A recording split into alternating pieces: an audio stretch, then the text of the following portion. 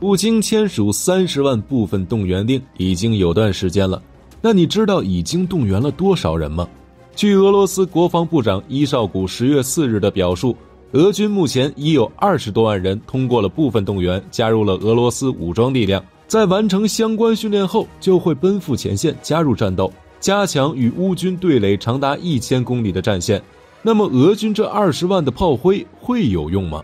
乌克兰4地刚刚完成入俄的签约仪式，战场上就频频传来俄军失利的消息。现在的俄军不仅无法继续发动入侵获得胜利，甚至连之前已经占领的乌克兰领地都快要保不住了。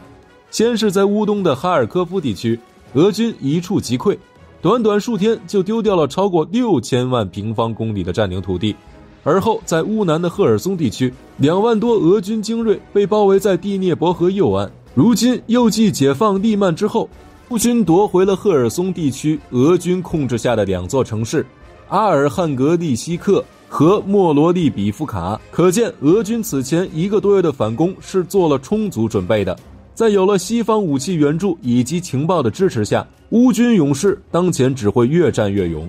而这些对俄罗斯来说，哈尔科夫方向的失利或许还能用防守兵力薄弱来解释，但卢甘斯克以及赫尔松方向的失利溃逃，则能充分说明俄军当前存在巨大问题。首先便是俄军对战场态势的感知能力太弱鸡了，无法及时预测乌军的动向，无法对乌军的意图做出准确判断，才相继失去了伊尔姆、利曼以及现在赫尔松方向2座城市的控制。反观乌军敢直插俄军控制区腹地，而且不顾及两翼的安危，这说明什么？说明乌军对俄军的兵力部署情况十分了解，才有了如今反攻的战果。其次，俄军的溃逃战绩也反映出俄军兵力严重不足。从19姆失利溃逃开始，俄军就一直在不断收缩兵力，说明俄军现在的兵力已经无力支撑上千公里的防线。如果说19姆方向的失利溃逃，俄军只是付出一定的军事代价，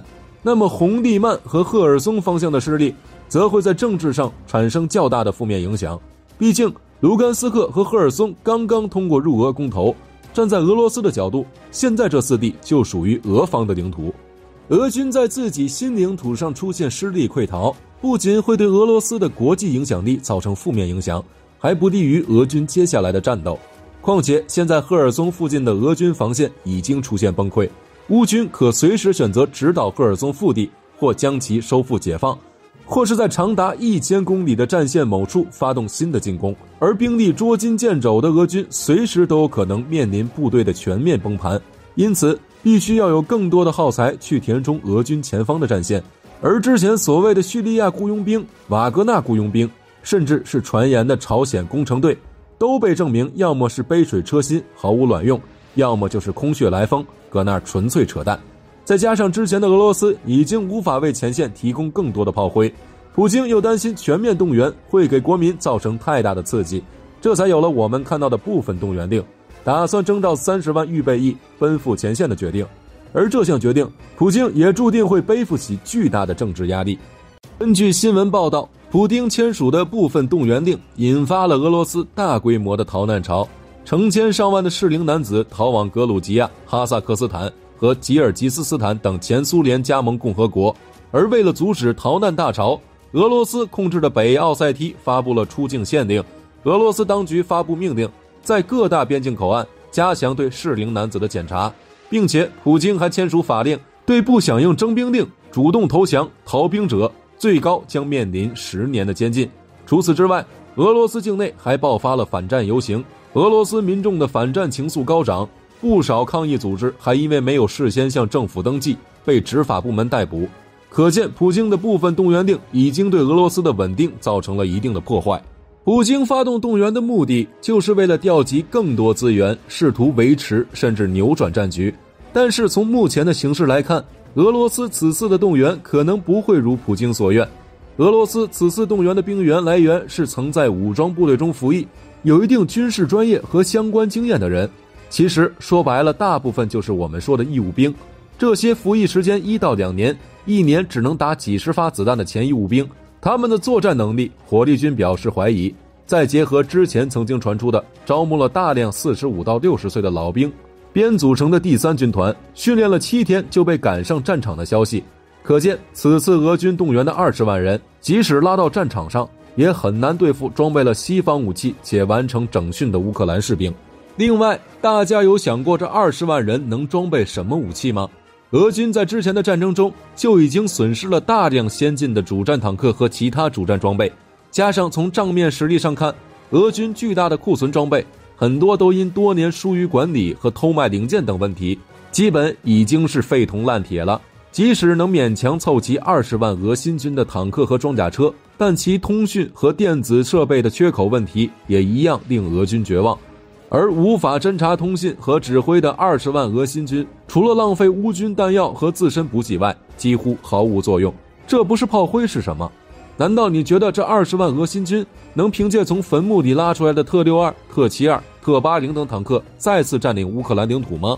反观乌军装备，在俄罗斯单方面将顿涅茨克、卢汉斯克、扎波罗热和赫尔松并入俄罗斯领土后，北约各方面的反应都十分强烈。像美国国防部长奥斯汀在接受 CNN 采访时表示，只要有必要，我们就会继续向乌克兰提供安全支持。火力军觉得美国有很大概率会向乌克兰提供射程超过300公里的导弹系统，因为这样乌克兰就可以利用这些导弹攻击到俄罗斯境内的目标。除了美国以外，丹麦、挪威和德国也将共同出资9200万欧元，为乌克兰购买16台祖扎纳2型轮式自行榴弹炮，其生产由斯洛伐克负责，预计2023年可交付使用。其中德国国防部长拉姆布莱希特在结束乌克兰访问行程后也表示，德国将一如既往地通过和伙伴合作的方式向乌克兰提供支持。他强调，通过伙伴交换模式已经为乌克兰提供了大约100台坦克，而所谓的伙伴交换模式是指相关国家向乌克兰提供苏制武器，而作为回报，德国则向上述国家提供先进的西方武器。目前，德国已同斯洛伐克、捷克、斯洛文尼亚以及希腊等国达成了相关协议，可见乌军这1个多月的反攻胜利对其的帮助是巨大的。即便俄军有20万耗材在战场上当炮灰，估计也坚持不了多久。因此，顿涅茨克等4地目前即便已经完成了非法的入俄程序，也只是暂时的。而在历史上进行过总动员的国家并不少，其输掉底裤的也不止一个。1战、2战的德国就进行过2次总动员，结果输了个精光。俄罗斯的前身沙皇帝国和苏联也同样进行过总动员，结果沙俄没了。苏联虽然在英美的大力援助下战胜了德国，但也导致现在的俄罗斯不管是人口还是工业、经济都远落后于北约。以前还可以孤注一掷地进行总动员，现在只能搞个部分动员，苟延残喘。所以普京想指望此次部分动员扭转战局，说实话有些不切实际，甚至有可能连维持战场平衡都无法做到，徒耗粮草。可俄军又无法不做，试问俄军除了投降还有出路？从普京签署部分动员令，俄罗斯民众争相出逃的情况来看，俄罗斯出兵乌克兰，俄罗斯民众可能是支持的，但轮到自己出命就不行了。以俄军目前的装备和后勤状态来看，靠这一波20万人的俄新军炮灰改变战局，希望是渺茫的，不亚于痴人说梦。因为当前乌军已经动员的人数在80到100万之间，而其身后的波兰、英国、德国、丹麦已经成了乌军的后备兵员训练基地，再加上英美和俄罗斯大力援助的装备，乌军无论是在人数、训练水平还是武器装备上都超过俄军，而且差距只会越来越大。对俄罗斯来说，如果此次部分动员令未能取得预期效果，俄罗斯可能会孤注一掷进行最后的全国总动员，俄罗斯帝国1917年的惨剧可能会再次上演。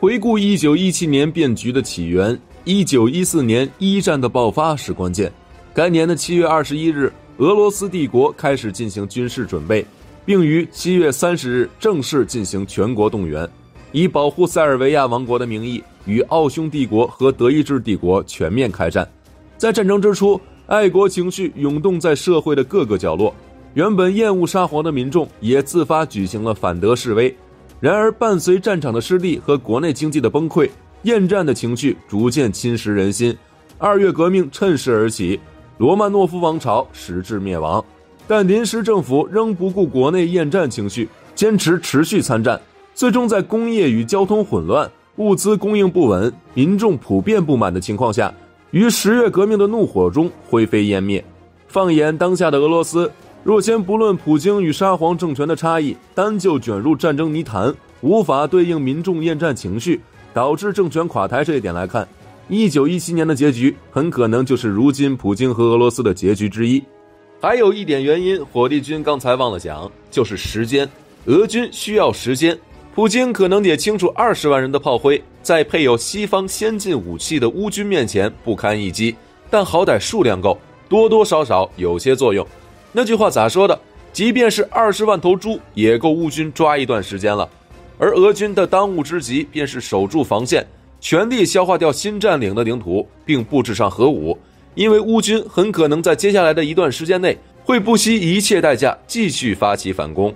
而对于俄军来说，赫尔松方向的情况要比伊久姆、红利曼等地复杂得多。一方面是因为赫尔松的首府在第聂伯河西岸，俄军想要守住这座城就必须背水而战，而唯一的一座桥梁也已在乌军的炮火下被摧毁。现在俄军不但补给存在困难，而且因为隔着一条河流，想要后撤也十分困难。目前乌军已经在集中局部兵力优势，沿着公路一路穿插前行，俄军的防线要不了多久就会被攻破，甚至可能就是诸位在看到这个视频的时候，俄军现在是进退维谷，选择固守赫尔松首府则会有被包围的风险，选择提前后退，在政治上将带来极大的负面影响。毕竟按照俄罗斯的说法，赫尔松地区目前已经并入俄罗斯，另外若俄军在赫尔松出现如哈尔科夫那样的溃败，乌军就能对克里米亚产生直接威胁，未来将其收复也未尝不可。